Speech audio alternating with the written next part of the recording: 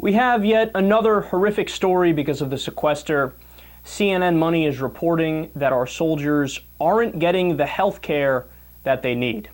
Now, if you had to name one thing, which is a serious third rail in politics, that should never get cut, I would probably say health care for our veterans.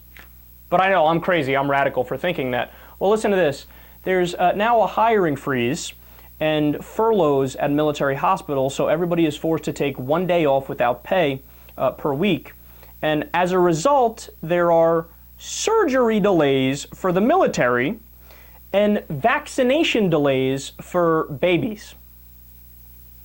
Overall, there are 56 military hospitals and 365 healthcare clinics that serve some 9.7 million people, soldiers, retired soldiers, and their families. And they are all tightening their belts, which is why these soldiers are not getting the care that they need. Now, take a second and think about this. You're hearing this on Secular Talk Radio and the Kyle Kulinski Show.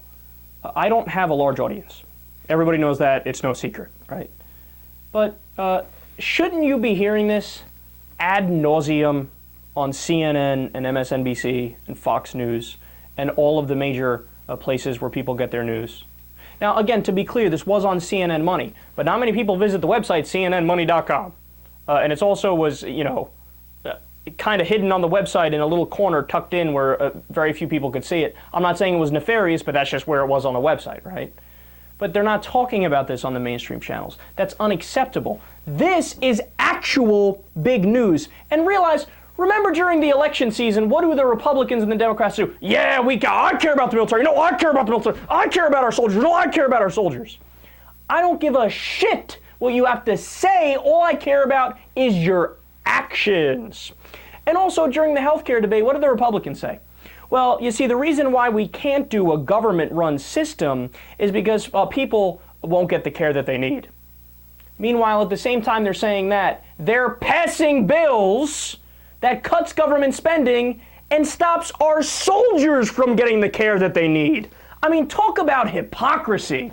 I thought you guys loved the soldiers and under no circumstances, support our troops, support our troops. This is the way you support the troops? You don't give them the funding that they need for their health care? We're not asking for much. I mean, people act like, or I should say politicians act, like we're asking for, don't be a welfare queen, don't be a moocher, don't be a parasite here, you're asking for a lot. We're not asking for dick. All we're asking for is that since they fought for our country, right, maybe you should repay the favor by at least letting them have health care without having to worry about it and without cutting the funding.